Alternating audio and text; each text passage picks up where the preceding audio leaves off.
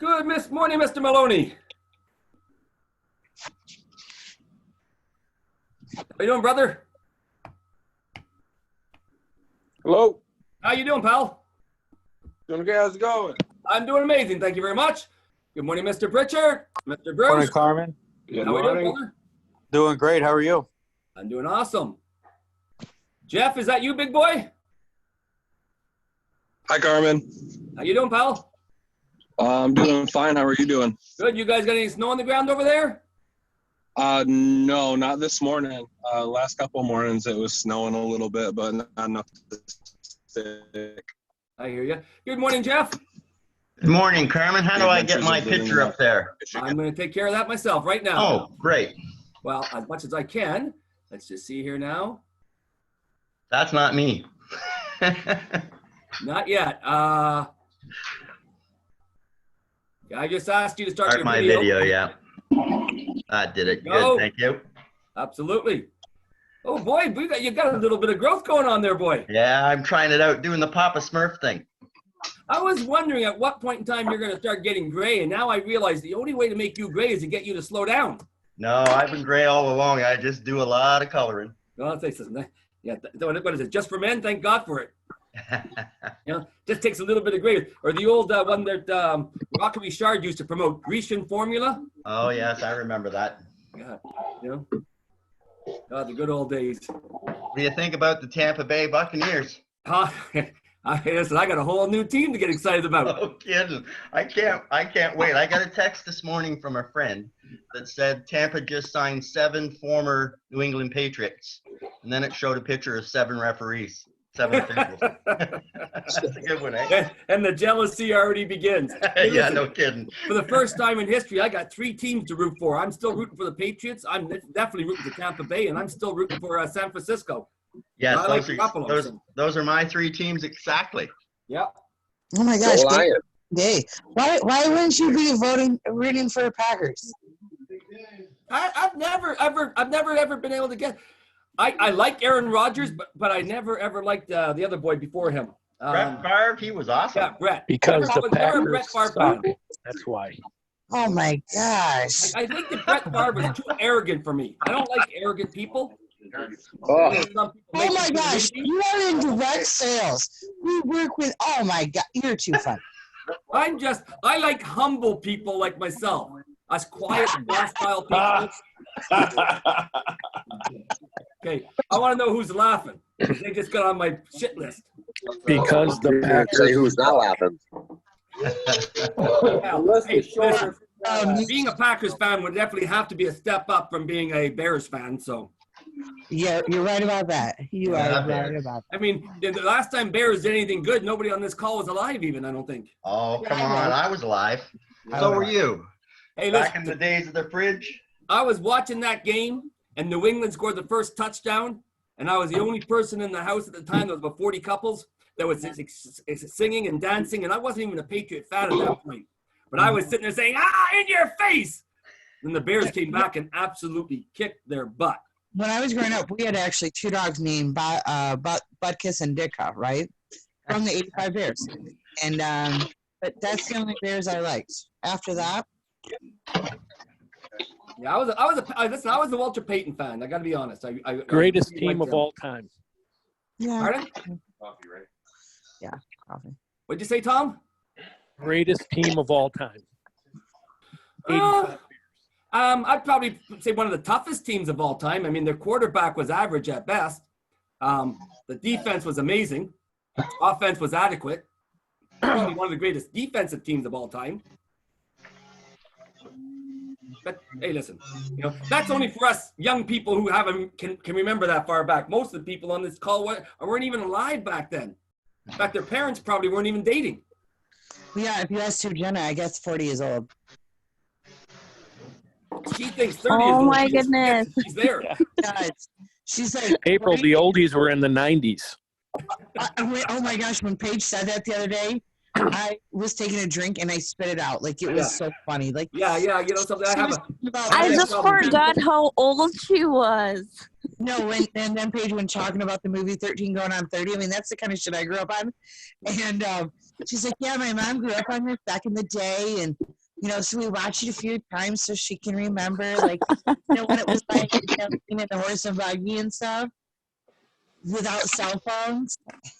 Yeah, I no doubt. Hey, listen, I'm so old that I remember growing up and people saying, you remind me of my older brother.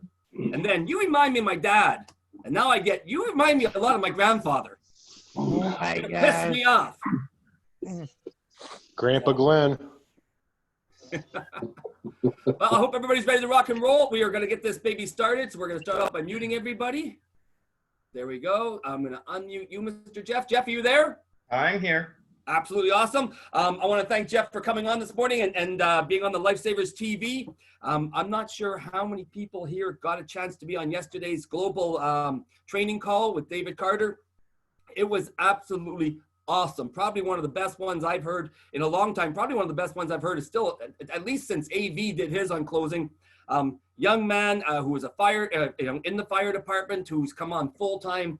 And this kid was just so switched on. So once that gets a chance to get uploaded on the Global Peak Training, make sure you take the opportunity to listen to that call from yesterday. Write down that date, April 22nd. Great call. We got a lot of really good things happening, boys and girls, but we're going to start this morning off with even a little bit more fun. And the fun today begins with Mr. Jeff Walters, and probably the only person that I know of who's actually been around in direct sales longer than I have, other than Gary Robinson. So I guess we would be the three musketeers of old timers there, Jeff. Yeah, you got it. We got a lot of great questions for you this morning, and I'm sure there's going to be a lot of great ideas and great knowledge that's going to participate, especially for some of the young people. And according to April, if you're under 40, you're young. So for those youngsters in the group, it's these are the type of things that get you an idea that there's really very little difference between the people who are super successful in this business and the people who struggle. It's just their experience and their knowledge on how to handle it. So, Mr. Jeff Walters, are you prepared and ready, big boy? Ready to rock. Absolutely excellent. So I got a real good question for you. Did dinosaurs really roam the earth when you first started? Oh, that's cruel. Was that you or somebody else? That was just a joke on my part. But what year did you start in direct sales? September, right after Labor Day, 1973. 1973. 1973. 47. That was the year I was kicked out of high school. So, yeah, it was a good year. It's a great year, actually. How were you recruited in direct sales? Answered a blind ad in the newspaper. Okay. So you were looking for at that time just a job that said no experience necessary. Yeah, basically, yes. And you qualified. Absolutely. Yes. That is amazing. That is a really great way to start off. Now, you're married to Becky for how many years now? 15. Wow. All And, of them how many good. children? Pardon me? And how many children do you have? With Becky 2, Lacey 11, and Liam 13. Okay. And then I Keep have them young. I have 2 other children, a son Lee and Lisa, who's 29. I had a real tough time going through my late 30s with teenagers. How are you doing it in your 60s? It's more fun now, in all fairness, for 2 reasons, Carmen. Number one, when you're young and you're starting out in business, really, if you were being honest, family doesn't come first. Business was everything. At least it was for me. So, I spent years and years, working ridiculous hours, etc. Now that I've, established and more successful, I get to spend time with them. They make you younger. Yeah, no doubt about that. I think there's nobody would disagree with that one. Now, one of the things that a lot of people on this call would absolutely love to hear is you love to go on a lot of family trips. Yes. Right? Where is your favorite trip? Where's the favorite place you like to go? Do you have one? Any Sandals vacation, my wife and I, we go with another couple or just by ourselves. That'd be number 1. Beaches would be number 2 with the kids, and we usually do one a beach every year. Okay, just for people on the call who don't know, Sandals is an extremely high-end, all-inclusive resort. Pretty much nothing that you can want to do that they wouldn't have available for you. Would you agree with that? Correct. It is unbelievable resorts, unbelievable food, just an awesome vacation. That is absolutely great. Amazing there. April would like to know, how amazing is it to see Lisa do so amazing? You know what? That almost brings tears to my eyes just having you say that out loud. When I read it, it was a little bit the same. Just unbelievable. Lisa has no idea how good she really is, sort of thing. I think she'll see more and more of that over the next few years. That's awesome. That's awesome. You know, being in direct sales, owning your own business, being super successful, it's hard sometimes to take a step back. How difficult is it for you to delegate and let her take over the reins? I'm a control freak, so totally difficult. I've heard that about you. Totally difficult to do. And actually, if I were to be honest, she's not much better. She has a little bit of trouble delegating as well. So when you show up at the office and try to take charge a little bit, she's sort of pushing you out of the door? Not so much. My job is to motivate. She pretty well does everything else. I'm responsible for about 10, 20% of what goes on in our office. Lisa handles most everything else. Yeah, sweet. Now you've had a lot of success in your business, in your life in direct sales and in your business, and you've been very consistent with it. But if you can go back and talk to yourself when you first opened your first dealership, what would you tell yourself to do differently than you did? To be honest with you, Carmen, nothing back in those days. I'd like to change that a little bit and say what I would have done differently with OmniShield. We started out thinking, we went to April's office, geez, I think it was maybe last February, a year ago February. And we went there with the thought that we were going to run a different office, that we weren't going to be a direct sales operation.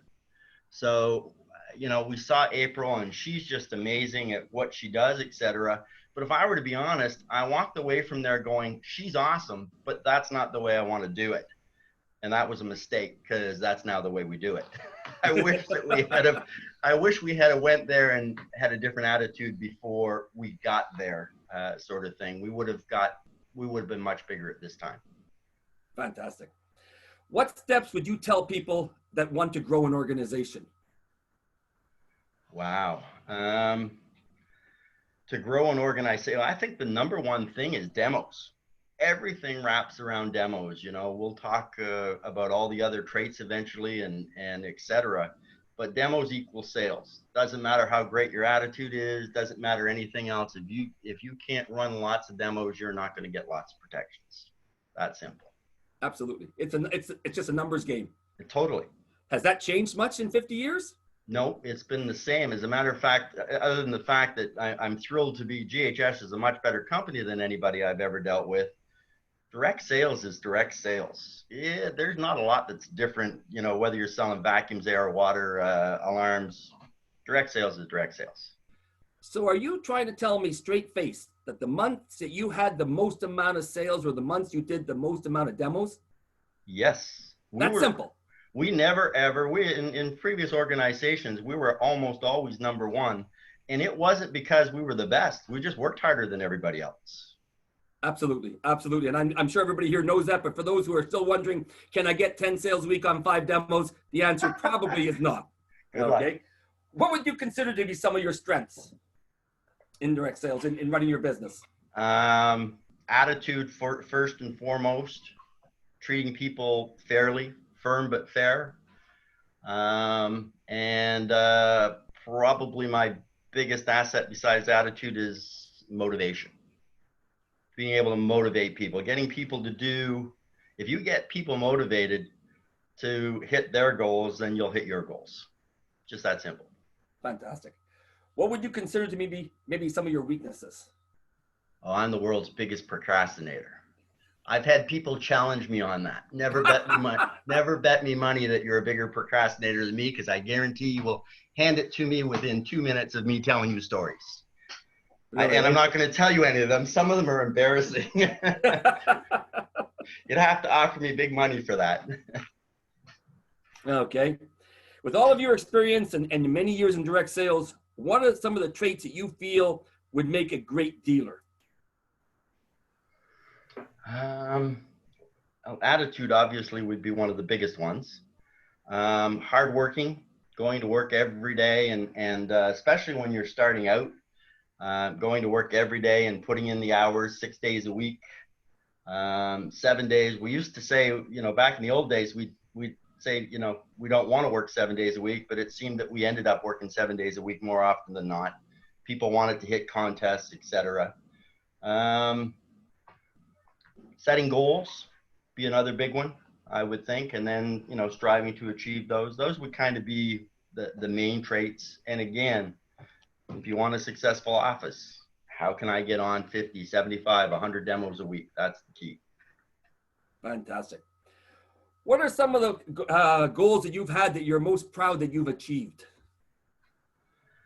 I used to have a saying, actually I still do, I don't use it as much as I used to. Finishing second is like finishing fifth in a 4-horse race. The position just doesn't exist. So, you know, I would think always my biggest goal was to try and be number one. And I didn't succeed all the time, but it's amazing how much money you made when you still finished number 2 or even number 3, etc. And you were trying to do it. And I think your organization, once they see you trying, you know, Brett and April must have this all the time. You know, when you've got it rocking and rolling, it's so much easier to keep it going and build it. And when you're first starting out, that's the hard part, is to, you know, getting people to buy in that you can actually do 500 or more units a month. Absolutely fantastic. Now, I've found in my career, whenever I had a sales manager that all my salespeople really, really liked, we weren't getting a lot of volume. Because, you know, to get the best out of people, sometimes you have to be tough. So how important is it to be fair but tough with managers and trainers? I think that's important with managers, trainers, and with the sales refs, sort of thing. I think Derek said something yesterday that if you didn't phone close, you didn't have a job. If you didn't come to work, you didn't. I used to get a kick out of all these people that put up contests for people showing up every day. It was simple in my office. You didn't show up, you just didn't have a job. It's like, what place do you go where they say, hey, you know, you choose which days you want to work, type of thing. You come to work, you do the job. And I think that if we started handing our people 2 or more demos a day, every day, that would be the same in this business. The biggest reason that our reps don't show up for work too often, or you never know who's running, et cetera, is often we have trouble giving them, you know, 2 good quality calls a day, and consequently they go home and the next thing you know, they're looking for other work. Okay, fair enough. Jeff, last year you were a little hesitant to go to the convention, having just joined the opportunity, but you went. What were your takeaways from going to the convention? I had an awesome time.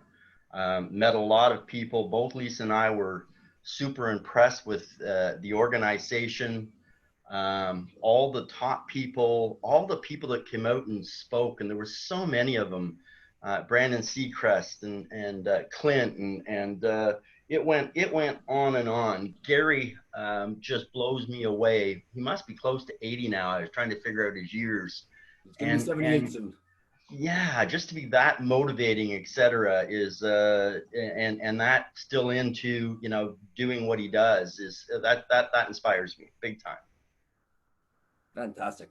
Tom would like to know, what do you believe is the hardest part of this business compared to what is the easiest part of this business? He knows the answers to these questions, for sure. Hardest part of the business, for sure. The hardest part of the business, I think for me is, for Lisa and I both, is recruiting in the home. We have not succeeded in doing that. And really we haven't succeeded in getting our safety advisors to start, you know, doing things on their own, et cetera. We hand them demos all the time. We used to do that in every other direct sales business. And I have this policy that if you keep handing people demos, they're not going to get their own. Why would they? You're giving them to them, sort of thing. So we need to have people out there door knocking, getting referrals. You know, we get a Survey Monkey 95% of the time, but I think that's because we pay them, you know, $10 for every Survey Monkey. And I got to be honest with you, although I'm afraid to stop doing it, it's like, why should we have to pay them for them to be able to continue to do their business? But sadly, it seems to work. Okay. So that was the harder. What was the second part of that question, Carmen? And what do you consider the easiest part of this business? Going in and getting people excited about the opportunity. etc. Again, if you can find a way, the people that you can get on 2 demos a day, they seem to stick around, and they're starting to make some good money, some nice paychecks, etc. So that's the easiest part of the business, is motivating people, get them excited about our opportunity. It blows people away. Fantastic. Love it. Now, you're considered a great motivator. Is there anything in particular that influenced you to be a motivator? Boy, I thought about that one for 5 minutes this morning, and tried to get an. I don't know where that came from, Carmen. I think that when I first got into the business, just standing up and doing a sales meeting. When I was in grade 10, I taught a grade 9 math class. And standing in front of other students and teaching them, etc., really got me motivated. That's what I was going to be, was a math teacher. And it's the same thing standing in front of a group of sales reps or safety advisors. It's exciting to get them excited. I love getting them pumped up and excited. And then once you start doing it, you start reading books. Zig Ziglar had lots of great ones back in the day. You start reading books, and you start letting other people do things, etc. And you go and watch other people do a sales meeting, and you just learn some new stuff, some other ways to do things as well. Fantastic. Now, in all the businesses you've been in, have you found anything that's a common motivation or common motivator for people, regardless of the business? Contests, probably. That's the biggest thing. People love to win trips and watches and, gas cards, et cetera, et cetera. That's always been the same.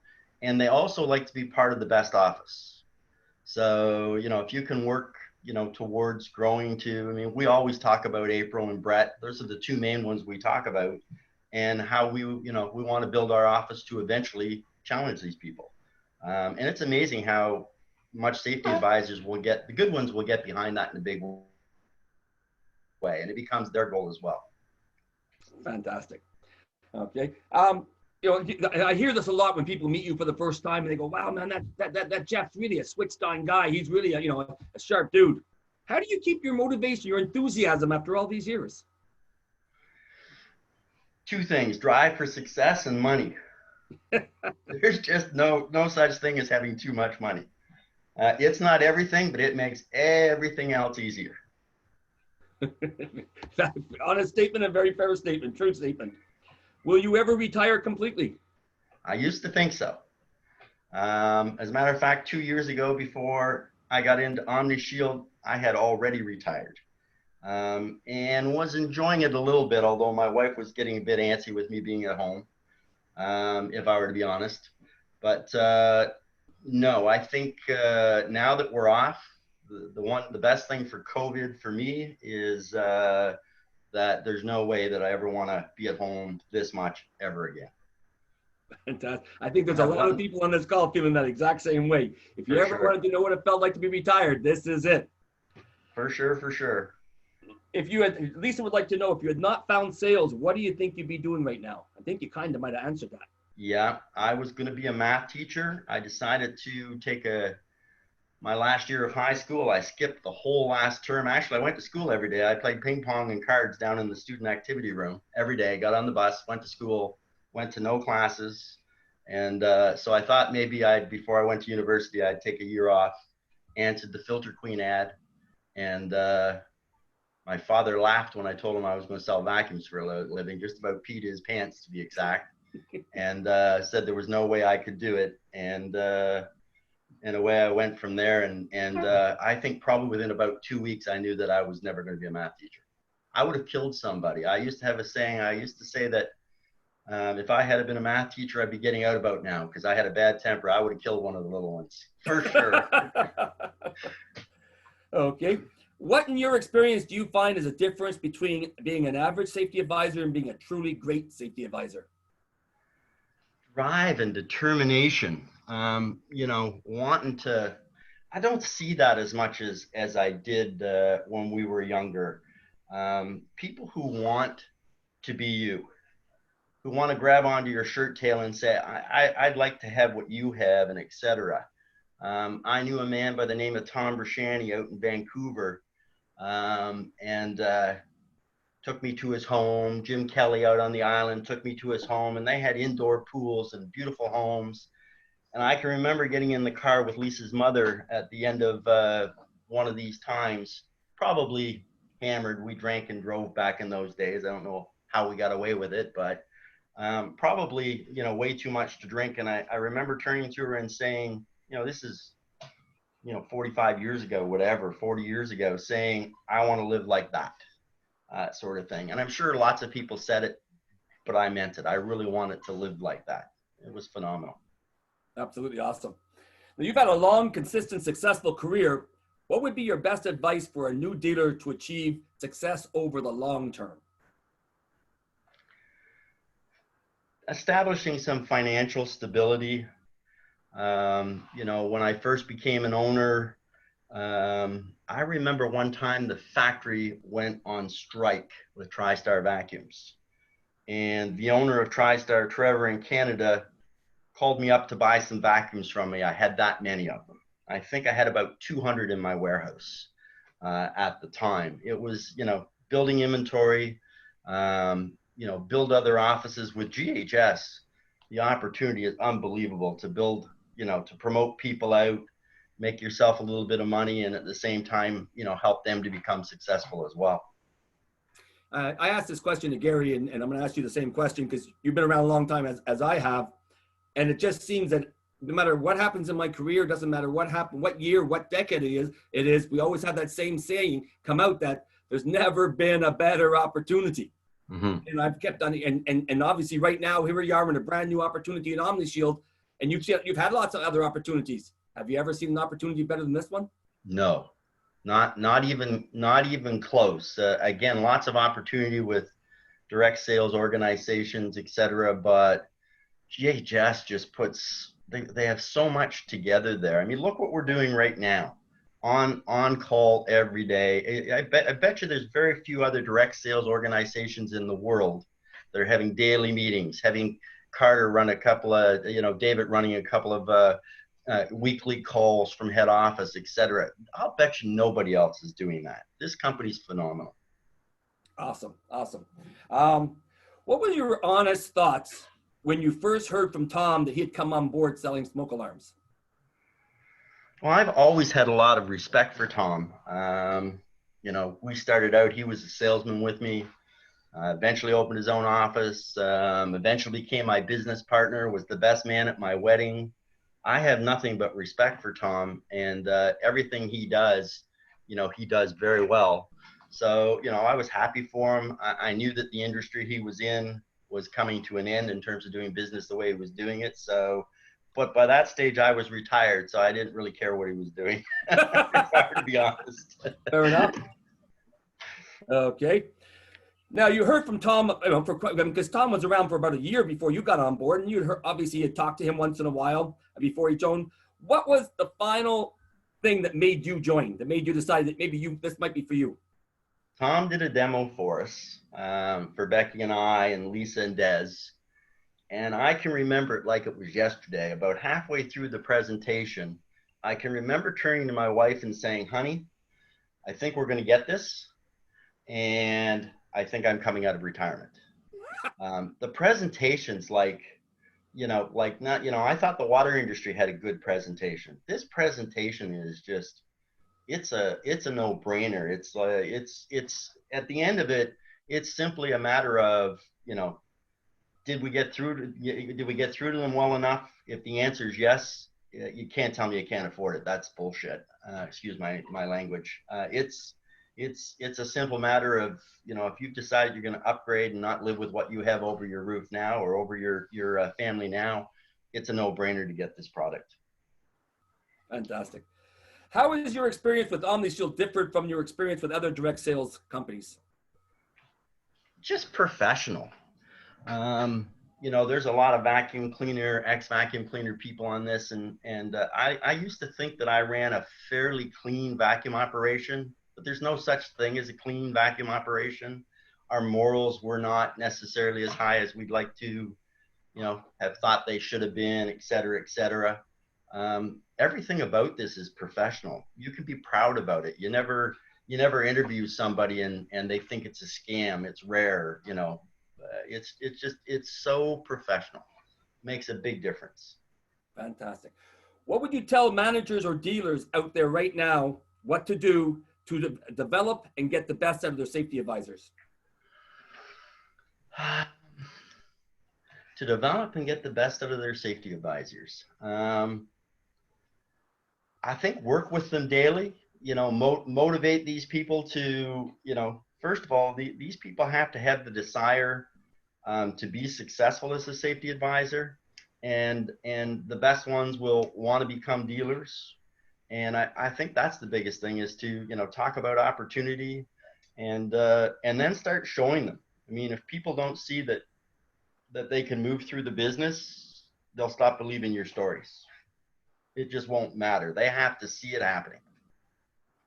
Awesome. Awesome. In direct sales, there's a saying that when you're green, you're growing, and when you're ripe, you're rot. After 45 plus years, are you still learning anything?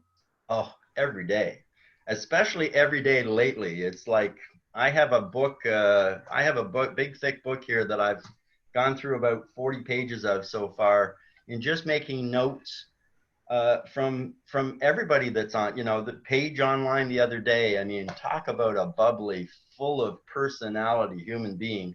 You know, made notes, wrote things down, and et cetera. And then you get into, you know, the Brandons and the Aprils and the Bretts and all of these people talking, et cetera. You can't help but learn new stuff. And even sometimes when you're not learning new stuff, you're going, hey, wait a minute, I used to do that. You forget more than you want to admit sometimes, as you've been around for a long time. So, you know, sometimes it's like, I used to do that. Why did I stop? Absolutely. What are some of the things you've learned in the last year?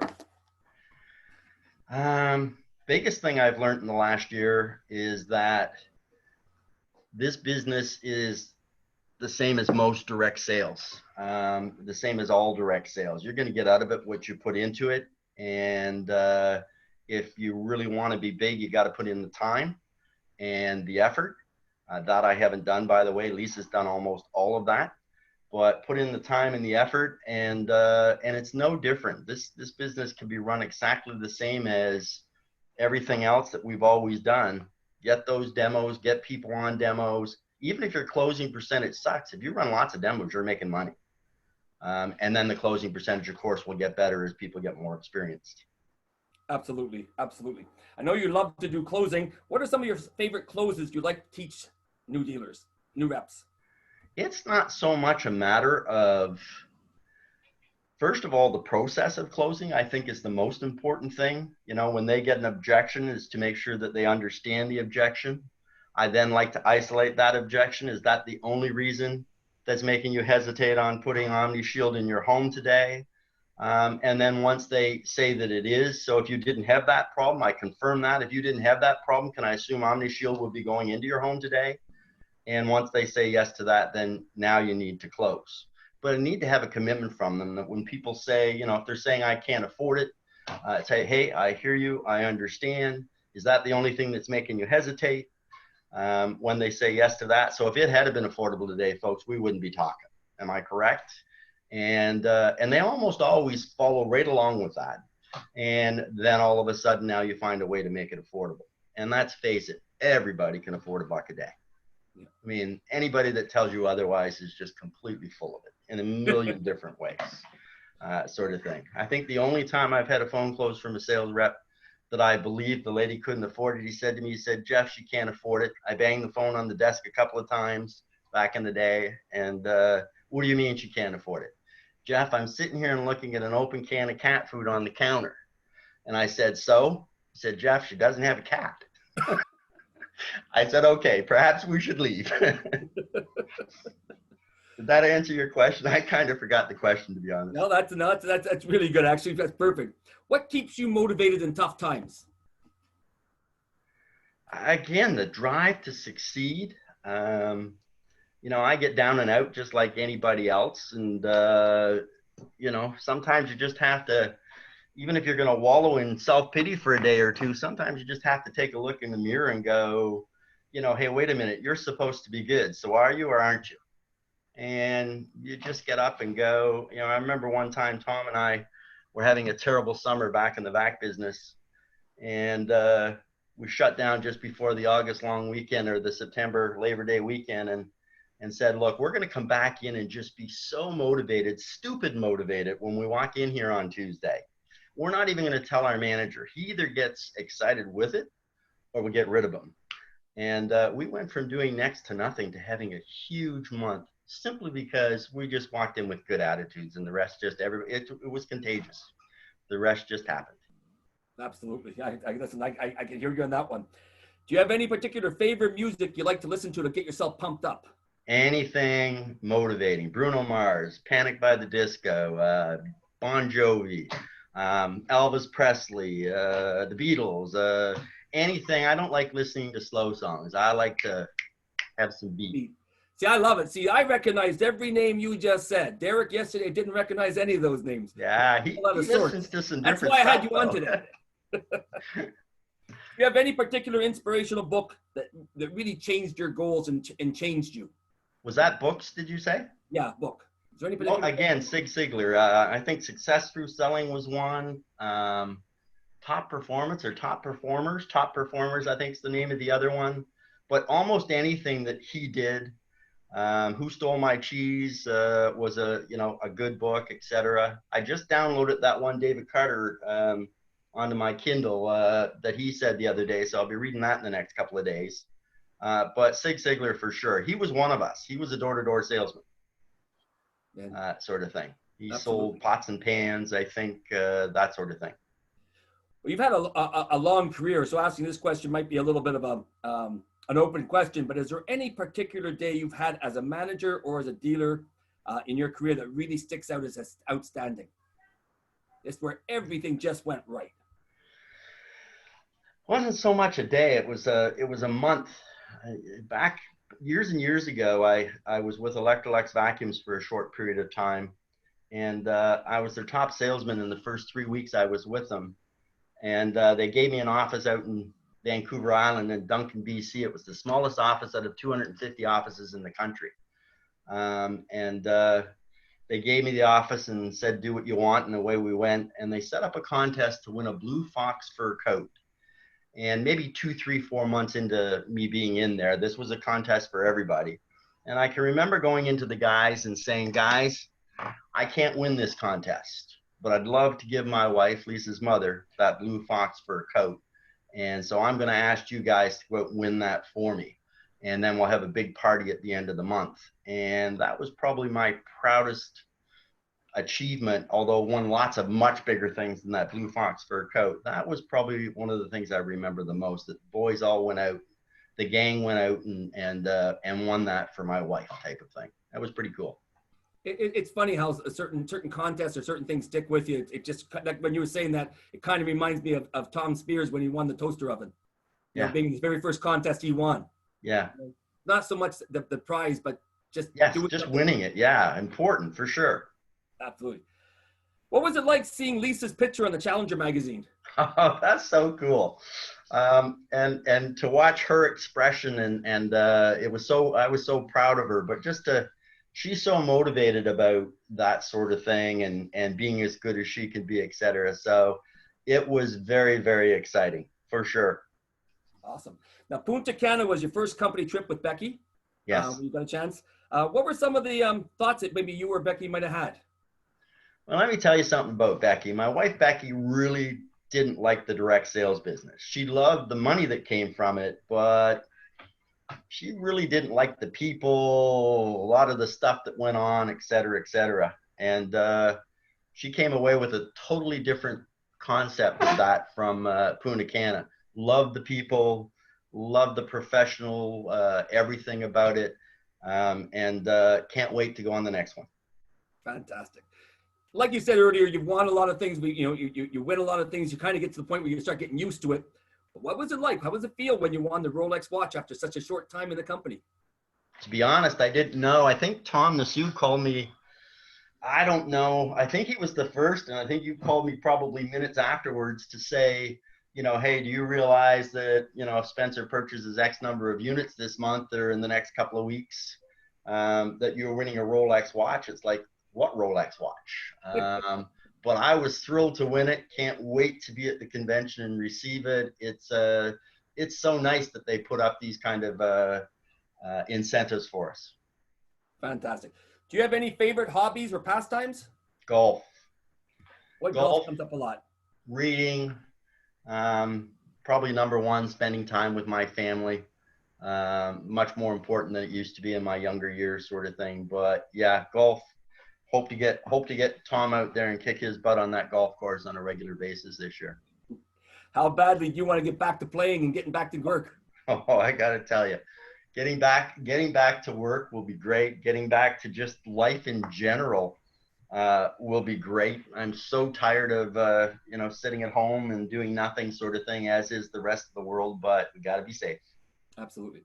Well, Jeff, I want to thank you so much for being on this morning and sharing your experiences and your knowledge. And it's awesome, really, really awesome. And I appreciate that. Any final thoughts or words you'd like to say to the International Lifesavers? Yes, I'd like to say it's been a pleasure to be a part of this organization so far. The professionalism, the help that April and Brett, you know, give. When we were in Punta Cana, probably one of the people besides Sue Jenna, you can't miss Sue Jenna, but one of the people that impressed me the most was Taylor Kilborn. I just have nothing but respect for her and all the help that they are willing to give. Lisa constantly is talking to these people, looking for answers for this, that, and whatever. We're proud to be a part of your organization. Well, we're proud to be part of Global. have you. It's absolutely awesome. I want to thank everybody being on the call this morning. Tomorrow will be the last call we have of interviews for a couple of weeks. We're going to go into some training mode as of next week. We've got a lot of training, really, really good training stuff that's going to last from 20 minutes to a half hour each day. So we're going to have a lot of fun with that. Tomorrow, I am going to be on the seat in the International Lifesavers TV. Please send all your questions to April Lane. She will be the person interviewing me. So please send any questions you may have or want to know about to April Lane. Keep them good. Keep them respectful. Don't have to shoot everybody.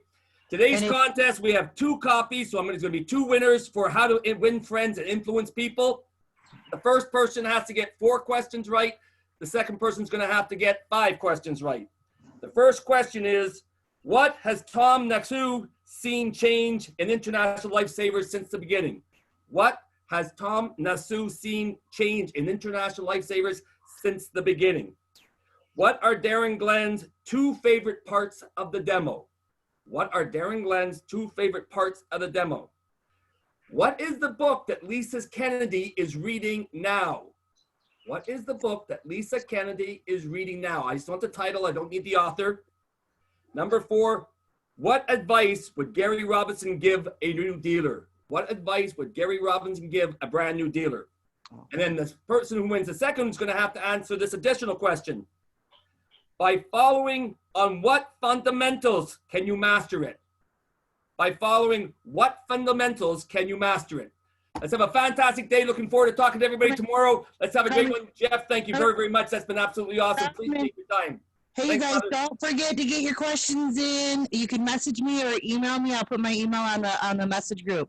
This is going to be fun. It's going to be epic.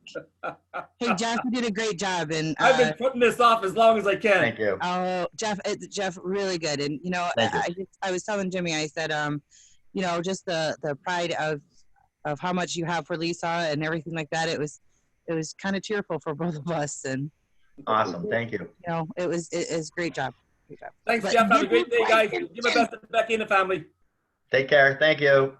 Yeah, guys.